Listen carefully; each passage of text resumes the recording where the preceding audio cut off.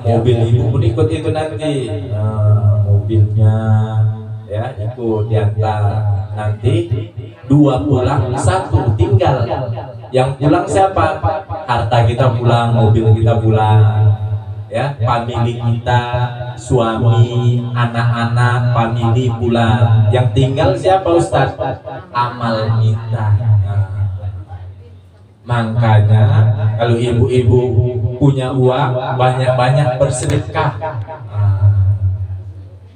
Ya, banyak-banyak bersedekah. Ya. Mana kosot sodakotun min malin, tidak akan berkurang harta seseorang karena bersedekah. Kok begitu Ustaz? Karena Allah membalasnya hingga 700 kali lipat. Sebagaimana Allah berfirman, matalul ladzina yunfiquna amwalahum fi sabilillah kamasali habbatin ambatat sab'a sanabil fi kulli sumbulatin mi'atu habbah wallahu yudha'ifu liman yasha wallahu wasi'un alim.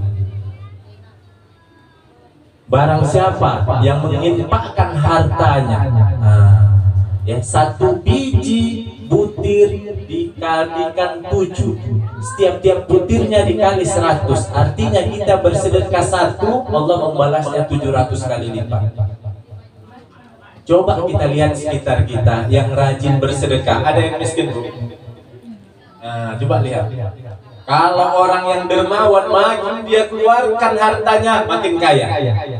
Kenapa? Karena balasannya 700 kali lipat. Ini Allah yang berfirman, Allah yang berkata, bukan manusia. Tapi kita banyak sedekah, sedikit-sedikit, makanya rezekinya pun sedikit. Semakin banyak yang kita keluarkan, semakin banyak kembalinya. Intinya harus ikhlas, jangan seperti caleg. Caleg ngasih di pengajian Al-Hidayah, ngasih apa biasa Bu? Ngasih jilbab, ada nomornya, cocok, cucuk, nomor 3, atas nama ini. Nanti sedekah apalagi mic, sound system. Nanti kalau nggak dipilih, kalah dia di dapil kita, diambilnya lagi, tarik balik. Ini nggak ikhlas. Jadi ada sesuatu yang dimintakan. Makanya kesalahan kita, Ustaz, saya sudah bersedekah tapi makin miskin ya saya Ustaz. Berarti ibu tidak ikhlas, ria, mengharapkan pujian dari manusia. Artinya ketika kita ikhlas, Allah akan membalasnya, begitu juga manusia akan menghormati kita. Dunia. Jika kau kejar dunia, akhirat belum tentu menyertainya. Tetapi jika kau kejar akhirat, dunia akan bersimpuh di bawah telapak kakimu. Ya. Yang kedua, damu mardohum bisodakoh, katanya. Obatilah penyakit-penyakitmu dengan sedekah. Kalau orang-orang tua kita dulu, kalau sakit itu dengan segelas air putih dibacakan Al-Fatihah, alhamdulillah sehat. Jika tidak sehat, dipanggillah anak yatim, atau sering kita kenal among-among. Dibagikan ya, urap sama telur. Kalau dulu separuh ya, separuh mengirit. Sekarang udah jarang kita dapatkan among-among. Saya selalu senang kali waktu kecil itu makan nasi urap itu. Berarti ada yang minta doa. Tetapi ini sekarang jarang. Kita malah kenal dokter. Orang kita aja lahir pakai dukun beranak ya kan. Apalagi kalau di kota masih ada lah dokter. Kalau di kampung dukun beranak. Kadang pun keluar sendiri dia. Karena sudah kodratnya dia keluar. Kalau ingin mau keluar dia. Tapi kita kan suka memudahkan. Itulah jelas. Artinya pada kesempatan ini ahli bait menelepon saya, Ustaz, bisa mengisi tausiah untuk santunan anak yatim dan ibu-ibu pengajian. Saya katakan sama ahli bait, siap. Saya nggak mikir bayaran Bu, saya tidak pikir amplop. Yang mikir kan tuan rumah, saya tinggal terima aja. Sama saya uang itu nomor 6 ibu-ibu. Nomor 1 sampai 5 Pancasila katanya. Habis Pancasila langsung mikirin duit. Yang ketiga, amplop itu semua saya buangi habis ngisi ceramah atau siang. Oh gitu ya. Kalau isinya itu urusan ibu negara gitu ya. Nah, jadi nggak boleh kita ikut campur. Katanya bendahara terbaik adalah seorang wanita, seorang istri. Kalau laki-laki nggak pandai ya, membagi uang. Jadi selama uang itu berada dalam pegangan suami, kacau balau lah itu. Tapi kalau sama istri, insya Allah. Ya. Oke, alhamdulillah ibu-ibu pengajian ini saya tengok ini ya glowing di jilbabnya ini. Wah. Iya, makanya saya tahu ini pakainya glowing, makanya saya pun pakai peci yang glowing juga nggak mau kalah. Itulah namanya jodoh. Padahal kita tidak ada niat tadi. Saya lihat kok sama itu. Ibu-ibu yang kami hormati, kenapa kita senantiasa di mana-mana kita lihat suka orang menyantuni anak yatim? Karena Rasulullah dahulu adalah yatim. Jadi ketika beliau di kandungan, ayahnya meninggal dunia. Ketika beliau lahir baru balita, ibunya meninggal dunia. Ya, kemudian kakeknya meninggal dunia.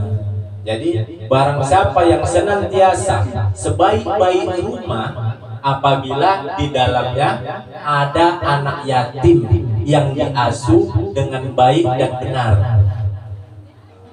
Seburuk-buruknya rumah ada anak yatim yang diperlakukan tidak benar. Banyak juga di dalamnya ada anak yatim tapi jadikan pembantu. Jadi jadikanlah anak yatim tersebut seperti anak kita sendiri. Ya. Rasulullah SAW bersabda, "Ana wa kafilul yatim bil jannah hakaza wa asyara as-sababa wal wusta. Summa farraja bainahuma." Aku dan anak yatim seperti ini. Kemudian Rasulullah merenggangkan tangannya seperti ini. Jadi ini tidak berapa jauh nggak ya? Sejauh-jauhnya hanya berapa sentimeter? 2 sentimeter ini. Sejauh-jauh. Kalau yang bawah 2, yang atas 5. Ya. Jadi inilah dia. Jadi Rasul bersama anak yatim sebegini. Sama Rasul bersama orang-orang yang mengasuh anak yatim, yang menyatu anak yatim begini nanti di surga. Makanya di mana-mana kita lihat orang muslim berlomba-lomba untuk menyantuni anak yatim karena ia akan bersama Rasulullah. Hebat kali Rasulullah SAW, hebat. Ibu siapa yang paling ibu cintai artis? Kalau di India Shah Rukh Khan, kalau di Indonesia siapa? Artis-artis itu. Ibu lihatnya kan seneng aja, bahagia. Kalau dia pun marah, pun senyum aja, merasa bahagia. Begitu apalagi Rasulullah. Luar biasa dia karisma, ketampanannya. Ya. Kita berada di sampingnya itu nyaman, makanya orang berlomba-lomba untuk menyantuni anak yatim. Jadi orang-orang yang senantiasa menyantuni anak yatim, yang pertama ia akan dicukupkan kebutuhannya. Jadi keperluan ibu itu akan dicukupkan. Ketika ibu menyantuni, mengasihi anak yatim bukan berkurang, nampaknya aja berkurang, tapi hakikatnya diperbudak. Kalau ibu jualan sepatu, setelah nyantuni anak yatim ada aja pembeli itu yang beli sepatu ibu. Ibu beli jual pakaian gitu juga, datang pembeli tiba-tiba. Atau tiba-tiba nanti datang ke rumah mau bayar utang 10 juta. Tanpa itulah namanya rizqun min haitsu la yahtasib. Rezeki yang tidak diduga-duga datangnya. Makanya iya karena butuh wa iya karena nasta'in. Ya sebanyak 17 kali kita baca di dalam sholat sehari semalam, sholat 5 waktu. Hanya kepadamu lah kami menyembah dan hanya kepadamu lah kami memohon pertolongan. Jadi kalau ibu ada masalah, mohonnya mintanya sama siapa, Bu? Di Facebook atau di Twitter, Instagram gitu, Bu. Ini banyak kita lihat ibu-ibu milenial ini kalau ada masalah sama bapak, udahlah curhat di Facebook. kau sangat kasar sekali. Mulutmu di awal manis, sekarang kau bagaikan serigala. Jadi curhatnya di Facebook. Jadi kawan-kawannya itu semua tahu itu. Jadi kalau saya dengar kawan-kawan itu para istri banyak curhat di Facebook. Itu jangan. Jadi beribadah menyembahnya kita kepada Allah, tapi mohon pertolongan kepada orang lain, kepada Facebook, ya, kepada dukun, ya, kepada paranormal. Jadi tetap nasta'innya kepada Allah Subhanahu wa taala, mohonkanlah segala sesuatunya kepada Allah. Jadi kalau ibu-ibu ada masalah, coba Bu baca Quran, berzikir. Nah, coba itu diperbanyak, pasti tenang hati. Nggak usah kemana-mana. Selama ini kita kalau ada masalah kan cerita sama kawan, gosip, nggak ada jalan keluarnya jadinya. Ya. Yang kedua, ini kan ibu-ibu ini punya anak, anaknya itu dididik, ya, dididik ke agama. Kita takut banyak anak-anak durhaka, maling kundang, apalagi di zaman digitalisasi, zaman digital ini. Anak kita dari pagi sampai pagi lagi dia tahan di kamar sendiri dengan temannya HP. Kalau dulu memang di masa kita khairul jalisin fi zamani kitabun, sebaik-baik teman adalah buku, tetapi sekarang sebaik-baik teman adalah HP. Betul juga, karena di HP ada buku, tapi yang dibuka anak-anak kita bukan buku, tapi bermain game dan buka yang lain-lain. Kebanyakan sesuatu yang tidak bermanfaat.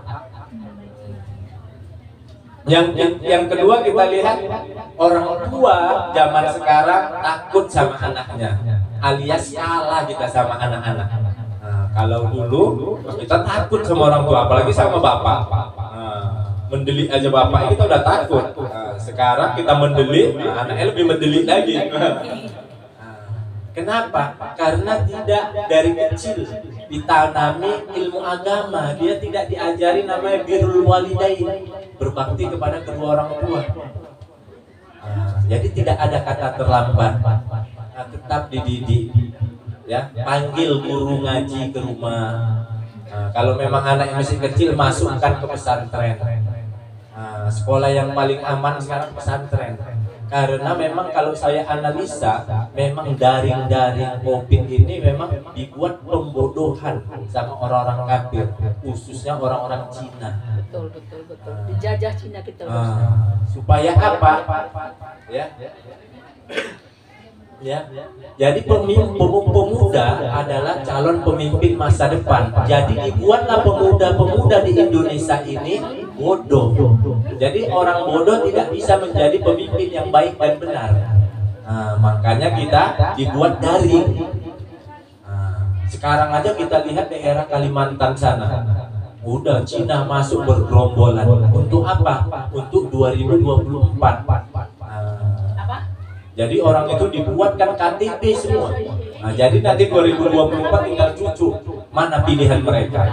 Sekarang aja yang viral di televisi, di YouTube ini Pak Jokowi, ijazahnya palsu katanya. Dari SD, SMP, SMA, S1 belum ada yang memastikan, yang berani mengatakan ijazahnya itu asli.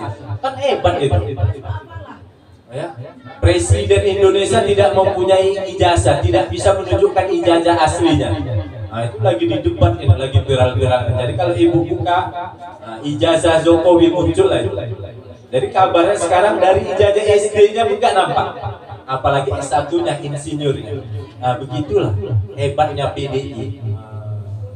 Mengetahui mereka sosok pemimpin yang dari orang biasa menjadi orang yang luar biasa. Makanya kita hati-hati. Artinya kita dari keluarga dulu, kita bina keluarga kecil kita, anak-anak kita didik.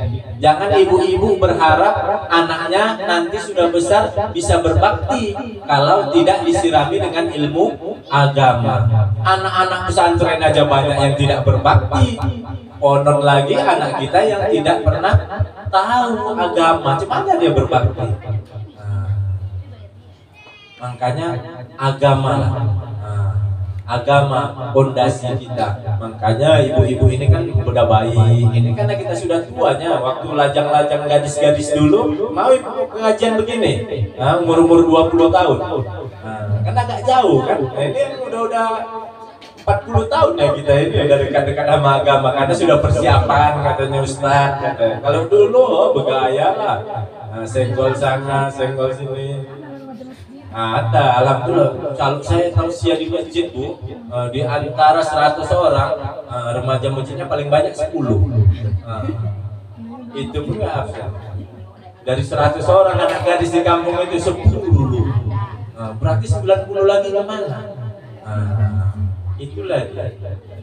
Artinya pemuda kita ini, jadi suatu tempat, suatu kampung, suatu daerah, kalau pemuda-pemudinya bagus, baguslah tempat ini. Kita pastikan. Kenapa? Karena mereka calon pemimpin masa depan, calon yang menggantikan kita. Ada yang baik, makanya kalau di tempat-tempat itu ibaratnya 10:1. Pejabat-pejabat kita itu ada yang baik, karena 10:1, 9 nggak bagus, 1 bagus, yang 1 ini kena bully, akhirnya dia ikut kan jadi nggak bagus. Makanya di Indonesia ini semua urusan pakai duit, semua pakai duit, kamar mandi pakai duit, mana ada yang gratis Bu? Ada yang gratis, kentut, itu pun ditabung orang kita. Nggak ada yang gratis di Indonesia itu. Jadi pesan kami di sini ini kita menyambut Ramadan. Man fariha biduhuli Ramadan haramallahu jasadahu alan niron. Barang siapa senang menyambut gembira dalam menyambut bulan Ramadan, Allah mengharamkan jasadnya, dirinya masuk ke dalam api neraka.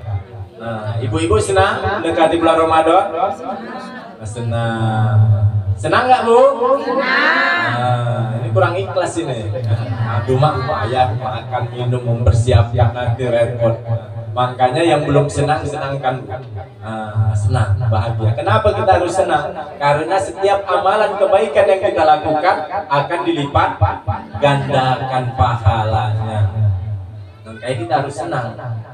Yang pertama, setan-setan itu akan dibelenggu. Ustadz banyak juga ya Ustadz, katanya bulan Ramadan setan-setan diikat, tapi banyak juga yang berbuat masalah. Makanya dikatakan asyamu junnatun, puasa itu adalah perisai, puasa itu adalah tameng. Jadi kalau puasanya benar, dia akan ada pelindung bagi dirinya.